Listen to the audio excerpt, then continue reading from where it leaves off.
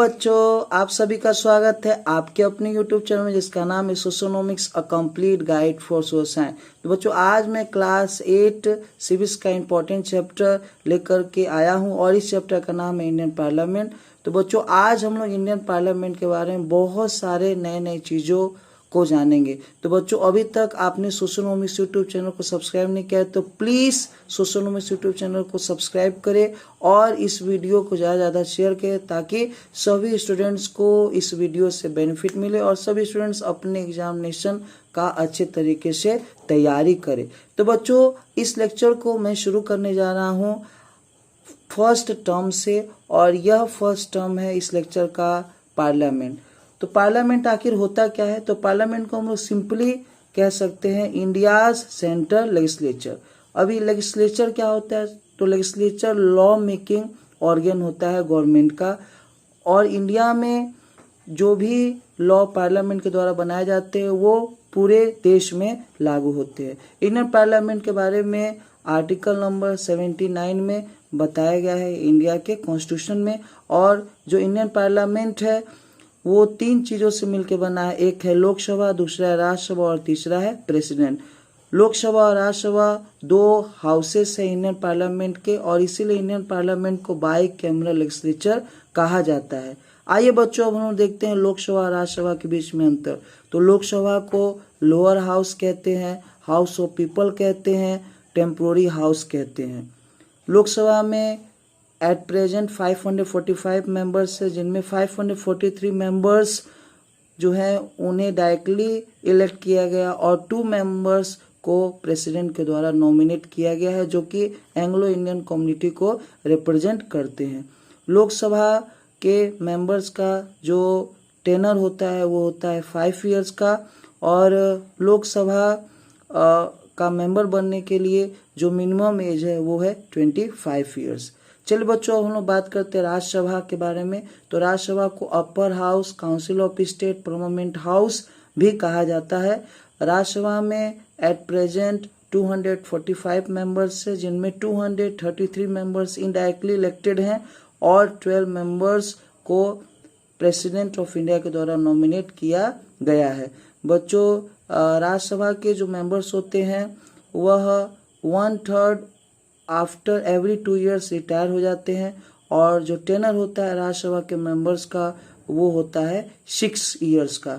तो बच्चों, मुझे पूरा विश्वास है कि लोकसभा और राज्यसभा के बीच में अंतर आप सभी को अच्छे से समझ में आ गया होगा।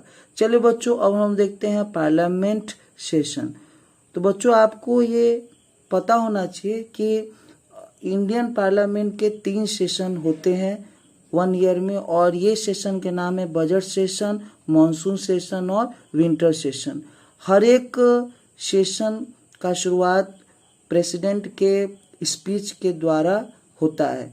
बच्चों, जो बजट सेशन है वो फरवरी से लेकर मई तक चलता है, जो मॉनसून सेशन है वो जुलाई से सितंबर तक चलता है, और जो विंटर सेशन है वो नवंबर से लेकर के दिसंबर तक चलता है। तो बच्चों, जो लॉन्गेस्ट सेशन होता है पार्लियामेंट का वो होता है बजट सेशन, और जो शॉर्टेस्ट सेशन होता है इंडियन पार्लियामेंट का वो होता है विंटर सेशन। सेशन जो है पार्लियामेंट के उससे जुड़ी हुई एक और ख़ास बात है कि 1 ईयर में एटलीस्ट 2 सेशंस पार्लियामेंट के होने चाहिए, और साथ में 2 पार्लियामेंट सेशन के बीच में 6 मंथ्स से ज़्यादा का गैप नहीं होना चाहिए। जो आपका पार्लियामेंट का सेशन है उसमें पार्लियामेंट जो है अपने बहुत सारे फंक्शंस को परफॉर्म करता है। चलिए बच्चों, अब हम लोग देखते हैं फंक्शंस ऑफ पार्लियामेंट। तो पार्लियामेंट के आखिर फंक्शंस क्या हैं, इनके बारे में हम लोग अभी बात करेंगे। तो मोस्ट इम्पॉर्टेंट फंक्शन जो है इंडियन पार्लियामेंट का वो है लॉ मेकिंग फंक्शन। तो इंडिया में जो भी लॉ है सेंट्रल लेवल पे वह इंडियन पार्लियामेंट के द्वारा बनाया जाता है, और इंडियन पार्लियामेंट के जो भी लॉ हैं वो पूरे देश में लागू होते हैं। तो आपको बच्चों मैं बताना चाहता हूँ कि कोई भी प्रपोजल यदि पार्लियामेंट में आता है लॉ बनाने के लिए तो उसे कहते हैं हम लोग बिल, और बिल जब लोकसभा से पास होकर के राज्यसभा से पास होकर के प्रेसिडेंट के पास जाता है, और प्रेसिडेंट बिल के ऊपर साइन कर देता है तो उस केस में जो बिल है वो लॉ बन जाता है। तो लॉ मेकिंग फंक्शन एक इम्पॉर्टेंट फंक्शन है इंडियन पार्लियामेंट का, और जो भी लॉ इंडियन पार्लियामेंट के द्वारा बनाया जाता है उसे पूरे देश में लागू किया जाता है। नेक्स्ट फंक्शन है कंट्रोल गवर्नमेंट फाइनेंस। तो बच्चों आपको ये मालूम होगा कि जो गवर्नमेंट है उसे बजट पार्लियामेंट में पेश करना पड़ता है और बजट के ऊपर वोटिंग भी होता है पार्लियामेंट में, और इस तरीके से जो आपका गवर्नमेंट का जो भी फाइनेंस है उसके ऊपर कंट्रोल पार्लियामेंट अपना बनाए रखता है। नेक्स्ट फंक्शन है रिमूव हाई ऑफिशियल। तो बच्चों हमारे देश में प्रेसिडेंट को रिमूव करना हो या फिर चीफ जस्टिस ऑफ इंडिया को रिमूव करना हो, ये सभी रिमूवल प्रोसेस जो है वो इंडियन पार्लियामेंट में ही होते हैं, जिनमें जो इंडियन पार्लियामेंट के मेंबर्स हैं वो शामिल होते हैं। नेक्स्ट इम्पॉर्टेंट फंक्शन है इंडियन पार्लियामेंट का, वो है कॉन्स्टिट्यूशनल अमेंडमेंट।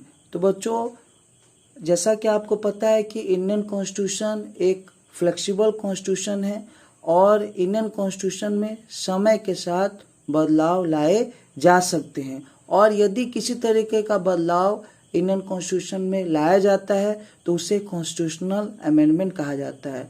तो जो भी कॉन्स्टिट्यूशनल अमेंडमेंट होते हैं या फिर जो भी चेंजेस होते हैं इंडियन कॉन्स्टिट्यूशन में, वो चेंजेस भी इंडियन पार्लियामेंट के द्वारा ही किया जाता है।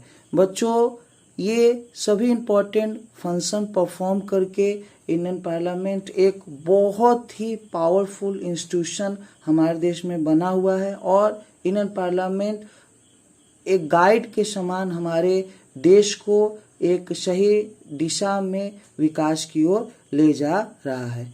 चलिए बच्चों अब हम लोग देखते हैं 2 इम्पोर्टेंट पर्सनैलिटीज के नाम, और ये नाम है ओम बिरला और एम वेंकैया नायडू। अभी ये ओम बिरला कौन है? तो ओम बिरला प्रेजेंट में लोकसभा के स्पीकर हैं। तो जो लोकसभा के प्रिसाइडिंग ऑफिसर होते हैं उन्हें ही लोकसभा का स्पीकर कहा जाता है, और वर्तमान में लोकसभा के स्पीकर है ओम बिरला। बच्चों एम वेंकैया नायडू जो है वो प्रिसाइडिंग ऑफिसर हैं आपके राज्यसभा के, और जो प्रिसाइडिंग ऑफिसर होते हैं राज्यसभा के उन्हें चेयरमैन ऑफ राज्यसभा कहा जाता है। बच्चों एक इम्पॉर्टेंट बात मैं आपको बताना चाह रहा हूँ, वो ये है कि जो इंडिया का वाइस प्रेसिडेंट होता है वही एक्स ऑफिशियो चेयरमैन होता है राज्यसभा का। तो बच्चों अगर कोई भी उपराष्ट्रपति हमारे देश में बनता है तो वो ऑटोमेटिकली राज्यसभा का चेयरमैन भी बन जाता है।